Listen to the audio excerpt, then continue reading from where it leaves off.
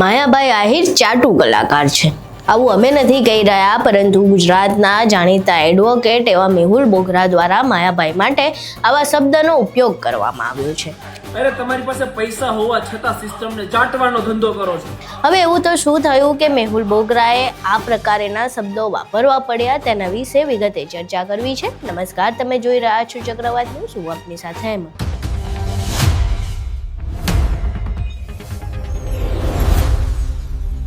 લોક કલાકાર માયાભાઈ આહિર છેલ્લા ઘણા સમયથી ડાયરામાં તેમના દ્વારા આપવામાં આવેલા એક વિવાદિત નિવેદનના કારણે ચર્ચામાં છે.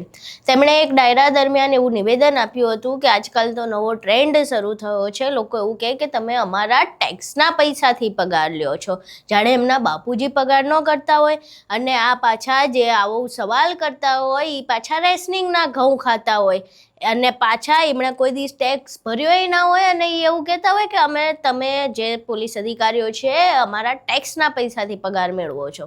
હવે આ નિવેદન આપ્યા બાદથી માયાભાઈ આહિરના નિવેદનને લઈને સતત તેમની ટીકા થઈ રહી છે. સતત આ નિવેદન ચર્ચામાં હતું, અને હવે આ નિવેદનને લઈને મેહુલ બોગરાનો એક વિડીયો સામે આવ્યો છે.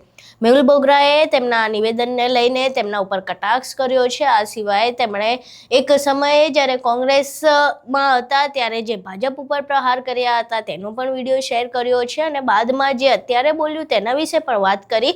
અને આ જ વાતના સંદર્ભમાં તેમણે માયાભાઈ આહિરને ચાટુ કલાકાર કહી દીધા. એ સાંભળે મેહુલ બોગરા આખી ઘટનાને લઈને શું કહી રહ્યા છે. એક ચાટુ કલાકાર જે પોતે પહેલા વિરોધ કરતા, કોને એના બોર ખપશે એ આ મોદી સરકારે સાબિત કર્યું.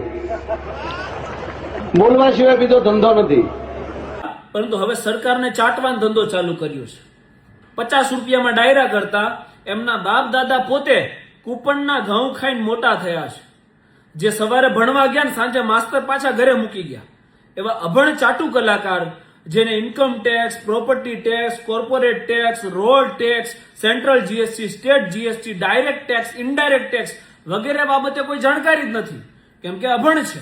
એ જાહેર મંચ ઉપર માયક હાથમાં આવે ને એટલે એવું કહે છે કે કૂપનના ઘઉં ખાઈ વિડિયા બનાવી અને વિરોધ કરે છે. તમે અમારો પગાર ખાવ છો, જાણે એના બાપુજીનો ટેક્સ ભરતા હોય. બધું એ રેશનિંગના ઘઉં ખાતા હોય બધા. આપણે એને જિંદગી ન ફેર્યો હોય સાહેબ. પાછા આ ચાટુ કલાકારને તમે આ ધર્મ ફંડ ફાળાના નામે જે આ ડાયરાઓ થાય ને એના પેમેન્ટ બાબતે ફોન કરો ને તો શું કે ખબર, એકચ્યુઅલી કે પેમેન્ટ છે ને રોકડું કરજો ને, નહીં તો અમારે શું છે ટેક્સની પછી મગજમારી રહી ને.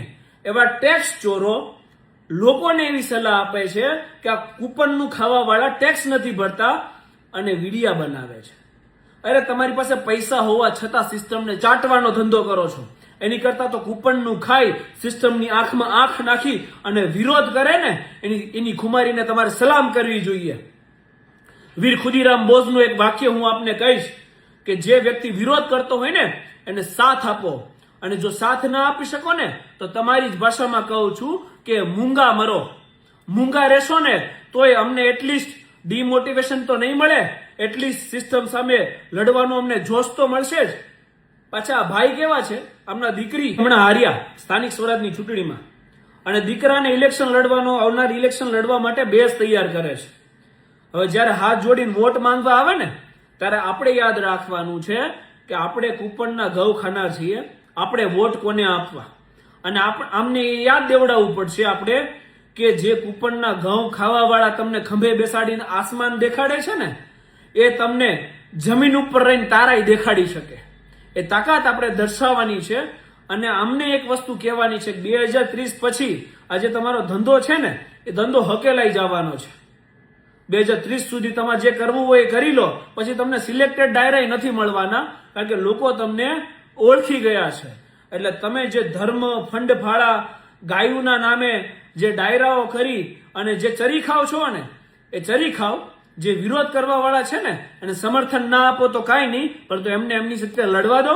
જય હિન્દ, જય સંવિધાન, ઇન્કલાબ જિંદાબાદ. અહીં તમે મેહુલ બોગરાને સાંભળ્યા. હવે આ પહેલીવાર નથી જ્યારે માયાભાઈ આહિરની કોઈ વ્યક્તિ દ્વારા આ પ્રકારે ટીકા કરવામાં આવી હોય. આના પહેલાં અનેક લોકો દ્વારા માયાભાઈના આ જે નિવેદન છે તેને વખોડવામાં આવ્યું છે અને માયાભાઈને ટેક્સ વિશે માહિતગાર પણ કરવામાં આવ્યા છે. હવે આ આખી ઘટના બન્યા બાદ લોકોએ તો માયાભાઈને ટ્રોલ પણ કર્યા છે અને માયાભાઈને જે ઇનડાયરેક્ટ ટેક્સ છે, ડાયરેક્ટ ટેક્સ છે એના વિશે જ્ઞાન પણ આપ્યું છે. પરંતુ આ આખી ઘટના છેલ્લા ઘણા સમયથી ચર્ચામાં હોવા છતાં માયાભાઈ આહિરે આ નિવેદનને લઈને કોઈ પ્રતિક્રિયા નથી આપી.